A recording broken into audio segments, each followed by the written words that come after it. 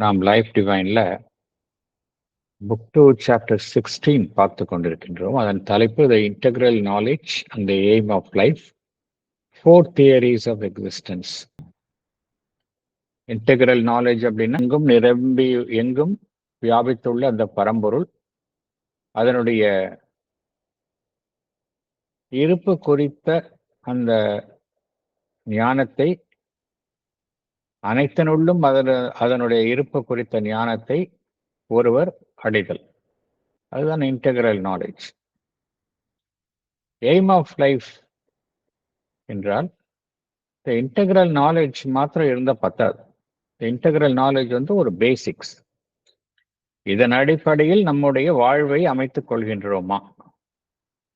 நம்முடைய வாழ்வினுடைய ஒவ்வொரு நாளும், நம்முடைய வாழ்வினுடைய ஒவ்வொரு செயல்பாடும், வாழ்வினுடைய ஒட்டுமொத்த இலக்கும் இந்த இன்டெக்ரல் நாலேஜ் இதனுடன் ஒத்து இருக்கின்றதா, இணைந்து இருக்கின்றதா, இதன் அடிப்படையில் இருக்கின்றதா? அதுதான் எய்ம் ஆஃப் லைஃப். நம்மளுடைய இருப்பு குறித்த 4 தியரிஸ் ஆஃப் எக்ஸிஸ்டன்ஸ் பகவான் குறிப்பிடுகின்றார். 4 கோட்பாடுகள் குறிப்பிடுகின்றார். லாஸ்ட் செஷன்ல பேராகிராஃப் 15 and 16 பார்த்தோம். அதை சற்று நினைவு கூறல். நம்முடைய உலகம், நாம் வாழக்கூடிய வாழ்க்கை, நம்முடைய இருப்பு, நம்முடைய எக்ஸிஸ்டன்ஸ், இதையெல்லாம் நாம் எவ்வாறு அறிந்து கொள்கின்றோம், எவ்வாறு பார்க்கின்றோம்? ஏனென்றால் அந்த புரிதல் சரியாக இருந்தால்தான் நம்மால அதன் அடிப்படையில் நம்மால சிறந்த வாழ்க்கையினுடைய குறிக்கோளை அமைத்துக் கொள்ள முடியும். 2 விஷயம் இங்க பார்க்கிறோம். ஒண்ணு, எல்லாவற்றிற்கும் அடிப்படையான ஞானம், உண்மை என்ன? அடுத்தது, அந்த உண்மையின் அடிப்படையில் நம்முடைய வாழ்வை எவ்வாறு, வாழ்வினுடைய இலக்கை எவ்வாறு அமைத்துக் கொள்வது? நம்மளுடைய இருப்பினுடைய அடிப்படை உண்மை என்னவென்றால், நாம் காணக்கூடிய அனைத்திலுமே எது மறைந்த நிலையிலிருந்து வெளிப்படுகின்றது என்றால், அதுதான் ஒரு உணர்வு உள்ள ஒரு மெய்ப்பொருள் என்று பகவான் குறிப்பிடுகின்றார். Conscious spirit. கான்சியஸ் ஸ்பிரிட் தான் உலகத்தில் எல்லா அமைப்புகளிலிருந்தும் மெல்ல மெல்ல மெல்ல வெளிப்பட்டு கொண்டே இருக்கின்றது. எல்லா அமைப்புகள், சடப்பொருள், தாவர இனங்கள், பூச்சி இனங்கள், பறவை இனங்கள், விலங்குகள், மனிதன், அனைத்திலிருந்தும் எது வெளிப்படுகின்றது என்றால் கான்சியஸ் ஸ்பிரிட். ஸோ அது ஒரு உணர்வற்ற அமைப்பு கிடையாது. எல்லாமே கான்சியஸ் ஸ்பிரிட் தான் இந்த பரிணாமத்தில் ஈடுபட்டு தன்னை வெளிப்பட்டு கொண்டு இருக்கின்றது. இது அடித்தளத்தில் உணர்வற்ற நிலை என்று கருதுகின்றோமோ, இன்கான்ஷியன்ட் என்று கருதுகின்றோமோ, அது கூட பார்த்தோம் அப்படின்னா அந்த உணர்வு நிலை, கான்சியஸ்னஸ், உயர்தளத்திலிருந்து வரக்கூடிய கான்சியஸ்னஸ், அதற்கு உட்பட்டுதான் அதனுள் தொடர்ந்து மாற்றங்கள் ஏற்படுகின்றன. அதனால் என்ன நடைபெறுகின்றது என்றால், சடப்பொருளில் இருக்கக்கூடிய அந்த வரம்புகள், limitations of our material existence, சடப்பொருளை சார்ந்து இருக்கும் நம்முடைய வாழ்வு, அது மெல்ல மெல்ல அதனுடைய வரம்புகள் அதனுடைய லிமிட்டேஷன்ஸ் குறைந்து கொண்டே போகின்றது. குறைந்து கொண்டே போய் என்ன நடைபெறுகின்றது என்றால், மெல்ல மெல்ல என்ன நடைபெறுகின்றது என்றால், அது இறை பேருணர்வினால் அது மெல்ல மெல்ல மெல்ல மெல்ல மாற்றம் அடைந்து கொண்டே வருகின்றது. இதுதான் உண்மை. அதாவது நம்முடைய இருப்பிற்கும், இந்த உலகத்தினுடைய இருப்பிற்கும் அடிப்படையில் என்ன உண்மை அப்படின்னா, இதுதான் உண்மை. இந்த உண்மையின் அடிப்படையில் தான் நம்ம எல்லாத்தையும் பார்க்கணும் அப்படிங்கிறார். இதெல்லாம் பகவான் என்ன கூறுகின்றார்? ஒரு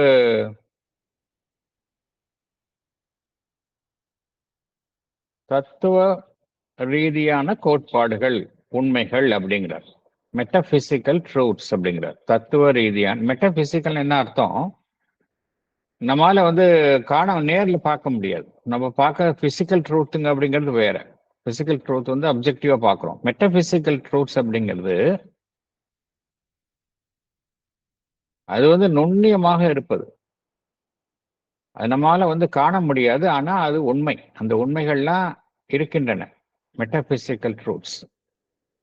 இந்த இந்த உண்மைகள் தான்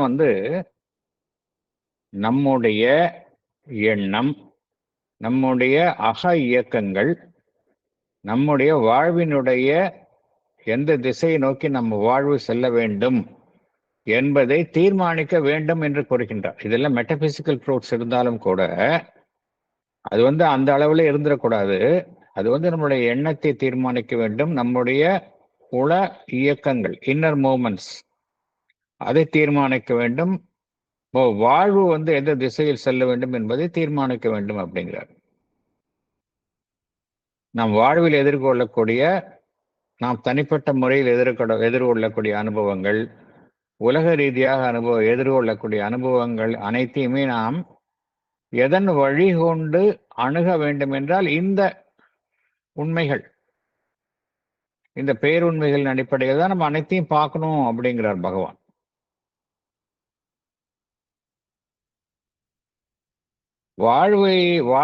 வாழ்வு குறித்த நம்முடைய மனோபாவம் என்ன என்பதையும் இதுதான் தீர்மானிக்க வேண்டும். வாழ்வினுடைய நோக்கம் என்ன என்பது இதன் அடிப்படையில் தான் அமைக்கப்பட வேண்டும் அப்படிங்கிறார்.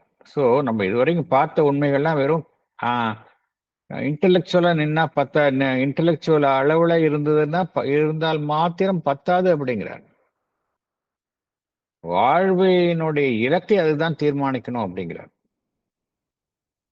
இதனால அடிப்படையில இது முதல்ல இந்த மெட்டாபிசிக்கல் பிலாசபி.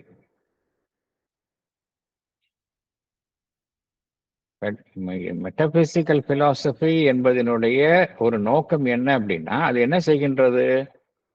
அடிப்படையில எந்தெந்த உண்மைகள் இருக்கின்றன, வாழ்வினுடைய அடிப்படை உண்மைகள் என்ன என்பதை அது நமக்கு தீர்மானமாக எடுத்து கூறுகின்றது. அடிப்படையில் அதனுடைய வேலை அதுதான்.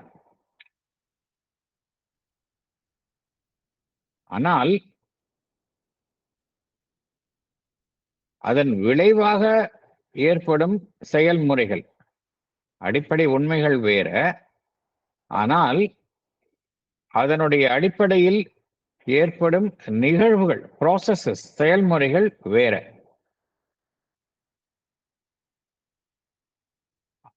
அப்படியே இருந்தாலும் கூட இந்த வாழ்வில் நாம் ஏற்படக்கூடிய அந்த செயல்முறைகள், வாழ்வு, உலகம், இதில் நடைபெறக்கூடிய செயல்முறைகள், ப்ராசஸஸ், அது எதன் அடிப்படையில் அனைத்துமே நடைபெறுகின்றன என்றால் இந்த ஃபண்டமெண்டல் ரியாலிட்டிஸ், நம்ம பார்த்த அந்த மெட்டாபிசிக்கல் ட்ரூத்ஸ், அதன் அடிப்படையில் தான் எல்லாமே நிகழ்கின்றன. அது வேறு இது வேறுன்னு சொல்ல முடியாது. நம்ம லைஃப்ல பார்க்குற எல்லா விஷயமும் இதன் அடிப்படையில் தான் நடக்கின்றன அப்படிங்கிறார். நம்ம பிரிச்சு பார்க்க முடியாது அப்படிங்கிறார். அதனால நம்முடைய சொந்த வாழ்வினுடைய செயல்முறைகள், அதனுடைய நோக்கம், அதனுடைய வழிமுறைகள் எல்லாமே எதற்கு இணங்கி இருக்கணும் அப்படின்னா, நம்முடைய அமைப்பு இருக்கின்றது, நாம் இருக்கின்றோம், அதற்குள் நமக்குள் ஒரு உண்மை இருக்கின்றது. அது மாத்திரமல்ல, நாம் காணக்கூடிய அனைத்தினுள்ளும் மேற்புற தோற்றங்களுக்கு பின்னால் ஒரு உண்மை இருக்கின்றது. இதை ட்ரூத் ஆஃப் பீயிங் அப்படிங்கிறார். உண்மைன்னா என்ன அர்த்தம்? அதுக்குள்ள ஒரு மெய்ப்பொருள், ஒரு ஸ்பிரிச்சுவல் எக்ஸிஸ்டன்ஸ் எல்லாத்திலும் இருக்கு. ஸோ ஒரு மனிதனுடைய வாழ்வினுடைய செயல்முறைகள், நோக்கங்கள் எல்லாமே அனைத்தினுள்ளும் இருக்கக்கூடிய அந்த ஸ்பிரிட், அந்த மெய்ப்பொருள், அதற்கு இணங்கி தான் இருக்கணும் அப்படிங்கிறார். அதனுடன் முரண்பட்டு இருக்க முடியாது அப்படிங்கிறார். It should be in accordance with the truth of being அப்படிங்கிறார். இதற்கு முரண்பட்டு இருக்கவே கூடாது, இருக்கவே முடியாது அப்படிங்கிறார். அவ்வாறு நம்ம முரண்பட்டு இருந்தோம் அப்படின்னா, நம்ம வாழ்வில் நம்முடைய செயல்பாடுகள் எல்லாம் இந்த நம்ம அனைத்திற்கும் பின்னால் உள்ள அந்த உண்மை, அந்த மெய்ப்பொருள், அதனுடன் உடன்பட்டு இல்லாமல் இருந்தது அப்படின்னா என்ன அர்த்தம்? அப்படின்னா எல்லாமே நம்ம பார்க்கக்கூடிய அந்த தத்துவ தத்துவ தத்துவ ரீதியான கோட்பாடுகள் எல்லாமே பார்த்தோம் அப்படின்னா எல்லாமே வெறும் அறிவு சார்ந்த இயக்கங்களை தான் இருக்குமே ஒழிய அதற்கு வந்து ஒரு நடைமுறையில் எந்த விதமான ஒரு முக்கியத்துவம் இல்லாமல் போய்விடும். எல்லாமே ஒரு மியர் இன்டெலெக்சுவல் லெவல்ல தான் இருக்குமே ஒழிய செயல்முறையில அதுக்கும் தொடர்பே இல்லாம போயிடும் அப்படிங்கிறார்.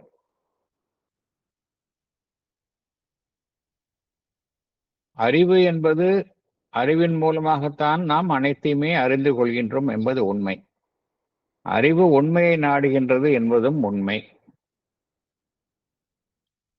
அறிவை உண்மையை நாடுவதில் அறிவு வந்து தீர்மானமாக இருக்கின்றது. ஆனால் ஒன்ஸ் இந்த அறிவின் மூலமாக நாம் உண்மையை அறிந்து கொண்டு லைஃப் டிவைன் படிக்கின்றோம், சாவித்திரி படிக்கின்றோம், பகவானுடைய எழுத்துக்களை படிக்கின்றோம். நம்மளுடைய அறிவின் மூலமாகத்தான் இதில் இருக்கக்கூடிய உண்மைகளை அறிந்து கொள்கின்றோம்.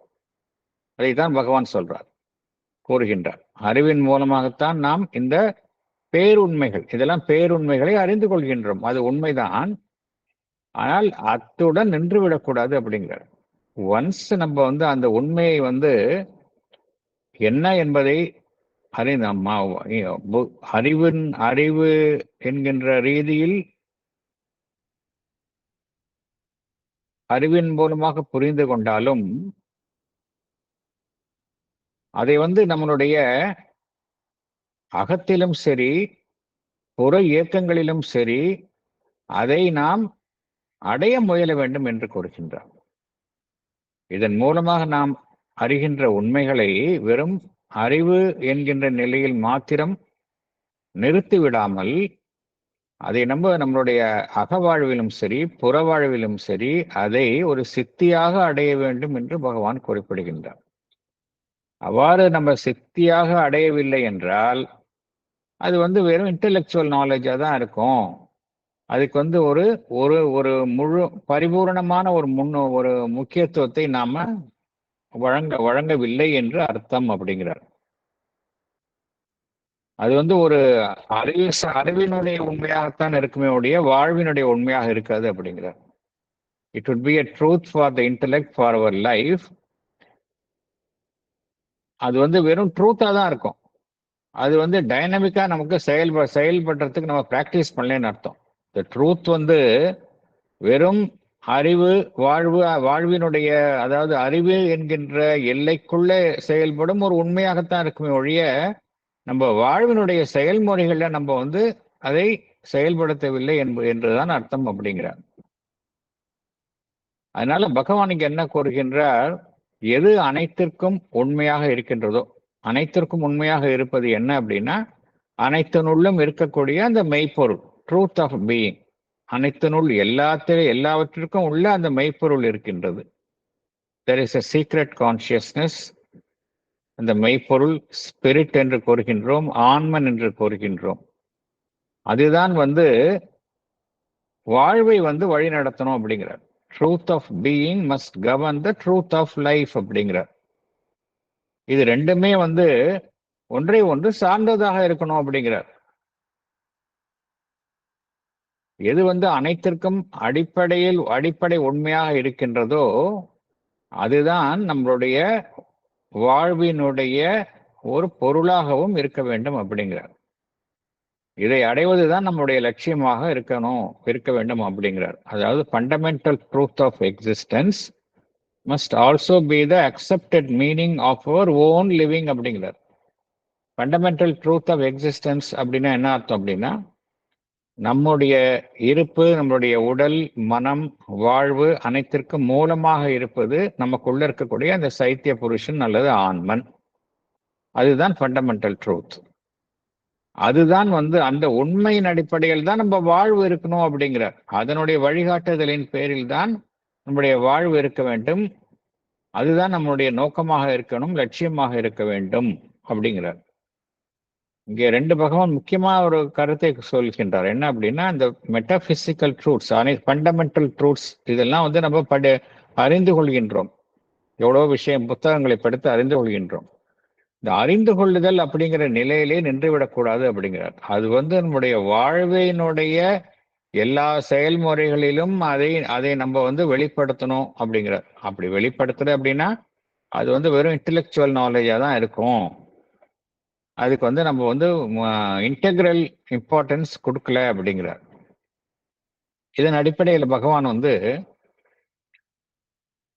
4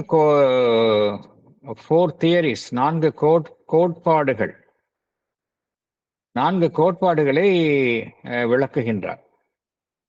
இந்த 4 கோட்பாடுகளுக்கு ஏற்பதான் அதற்கு ஒப்ப ஒரு மனிதனுடைய மென்டல் ஆட்டிடியூட்ஸ், அவனுடைய லட்சியங்கள் எல்லாமே அமைகின்றன அப்படிங்கிறார். 4 கோட்பாடுகளை 4 தியரிஸ் ஆஃப் எக்ஸிஸ்டன்ஸ் என்று பகவான் குறிப்பிடுகின்றார். 4 தியரிஸ் ஆஃப் எக்ஸிஸ்டன்ஸ் என்ன அப்படின்னா, எல்லாமே இந்த பரம்பொருளினுடைய தன்மை குறித்து தான் எல்லாமே இருக்கு. பரம்பொருளினுடைய தன்மை குறித்து தான் இந்த 4 கோட்பாடுகள் இருக்கின்றன. 4 கோட்பாடுகள் என்ன அப்படின்னா, ஒன்று சூப்ரா காஸ்மிக் அப்படிங்கிறார். இரண்டாவது த காஸ்மிக் அண்ட் டெரஸ்ட்ரியல் அப்படிங்கிறார். மூன்றாவது சூப்ரா டெரஸ்ட்ரியல் அப்படிங்கிறார், அதர் வேர்ல்டலி அப்படிங்கிறார். நான்காவது the integral or synthetic or composite அப்படிங்கிறார்.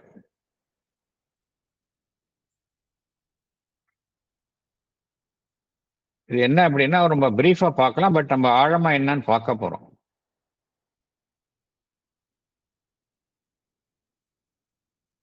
பரம்பொருள், நம்மளுடைய வாழ்வு, ஒரு தனி மனிதன், இதற்கெல்லாம் பின்னாடி இதற்கெல்லாம் என்ன அர்த்தம் அப்படின்னு பார்த்தோம் அப்படின்னா, ஒரு சாரார் என்ன கோருகின்றார்கள், நம்மளுடைய ஒரு தனி மனிதனுடைய வாழ்வு, இந்த உலக வாழ்வு, இந்த உலகம், இதெல்லாம் ஒரு அர்த்தம் இல்லை, இதற்கெல்லாம் ஒரு சிக்னிபிகன்ஸ் கிடையாது. இந்த பிரபஞ்சம், அந்த தனி மனிதன் அனைத்தையும் கடந்து இருப்பதுதான் பரம்பொருள், அதுதான் மெய்மை, அதுதான் ரியாலிட்டி. நாம் இருக்கக்கூடிய இந்த உலகம், நம்முடைய தனிப்பட்ட ஜீவன், இதெல்லாம் ரியாலிட்டி கிடையாது, ஒரு பொய்மை, இதெல்லாம் ஒரு பொய்மை என்று கூறுகின்றார்கள். இதுதான் சூப்ரா காஸ்மிக். சூப்ரா காஸ்மிக்னா பிரபஞ்சத்தை, அந்த இறை மெய்மை என்பது பிரபஞ்சத்தை கடந்து இருப்பது. சூப்ரா அப்படின்னா அதை கடந்துன்னு அர்த்தம். காஸ்மிக்னா பிரபஞ்சம், இதை கடந்து இருப்பது தான் அந்த இறைமைமை என்று ஒரு சாரார் கூறுகின்றார்கள். இன்னொரு சாரார் என்ன கூறுகின்றார்கள் என்றால், இந்த பிரபஞ்சம், இந்த புவி, இதுதான் உண்மை, இதை தவிர வேறு எதுவுமே உண்மை கிடையாது. இந்த பிரபஞ்சம், இந்த புவி, காஸ்மிக் அண்ட் டெரஸ்ட்ரியல், இதுதான் உண்மை, இதற்கு அப்பாலும் எதுவும் கிடையாது, இதற்கு இடையிலும் எதுவும் கிடையாது என்று கூறுகின்றார்கள். இது காஸ்மிக் அண்ட் டெரஸ்ட்ரியல். மூன்றாவது என்ன அப்படின்னா, எது உண்மை,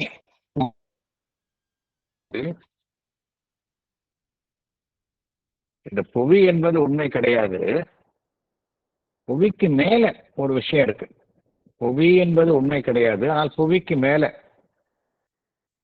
சூப்ரா டெரஸ்ட்ரியல், இந்த புவி வாழ்விற்கு மேல, அதாவது இந்த சட உலகிற்கு அப்பால இருக்கக்கூடிய அந்த நுண்ணுலகங்கள்னு சொல்றோம் இல்லையா, அது அதர் வேர்ல்ட்ஸ், அங்கதான் எல்லா மெய்மையும் இருக்கின்றது அப்படின்னு ஒரு சாரார் குறிப்பிடுகின்றார்கள். நான்காவது பகவானினுடைய கருத்து. பகவானுடைய கருத்து என்ன அப்படின்னா, இது மூன்றையும் ஒன்றாக இணைக்கின்றது. பகவானுடைய கருத்து என்ன சொல்றது, அதுதான் இன்டெகிரல் அண்ட் சிந்தெட்டிக். அது என்ன சொல்கின்றது, இந்த உலகம் என்பதும் உண்மை, காஸ்மிக் அண்ட் டெரஸ்ட்ரியல் அதுவும் உண்மை, உலகத்தை கடந்து இருக்கக்கூடிய காணா உலகங்கள், அதர் வேர்ல்ட்லி, சூப்ரா டெரஸ்ட்ரியல், அதுவும் உண்மை. இந்த உலகம், அந்த தனி மனிதன், எல்லாவற்றையும் கடந்துள்ள அந்த சூப்ரா காஸ்மிக், அதுவும் உண்மை. இது எல்லாமே ஒன்றுடன் ஒன்று இணைந்தது தான், எதுவுமே தனித்தனியாக இருப்பதில்லை. இந்த மூன்றுமே ஏதோ ஒரு உண்மையினுடைய வெவ்வேறு நிலைப்பாடுகள் என்று பகவானினுடைய கருத்து. இதுதான் நான் ஃபோர்த் தியரி, இந்த இந்த ஃபோர்த் தியரி தான் வந்து integral or synthetic or composite என்று பகவான் குறிப்பிடுகின்றார். இது என்ன செய்கின்றது? இது இந்த முதல்ல பார்த்த 3 விஷயங்களை வந்து அது ஒத்திசைவுடன் பொருத்துகின்றது. அவைகள் தனித்தனியாக இருப்பது பதிலாக அது 3ஐயும் ஒத்திசைவுடன் பொருத்துகின்றது. அதுதான் வித்தியாசம் இங்கே. பகவானினுடைய இருப்பு குறித்த அந்த பார்வை, நம்முடைய வாழ்வு, பிரபஞ்சம் என்பது என்ன, இது குறித்த பார்வை என்பது, பகவானினுடைய பார்வை என்பது இந்த கடைசி கேட்டகரியில தான் வருது.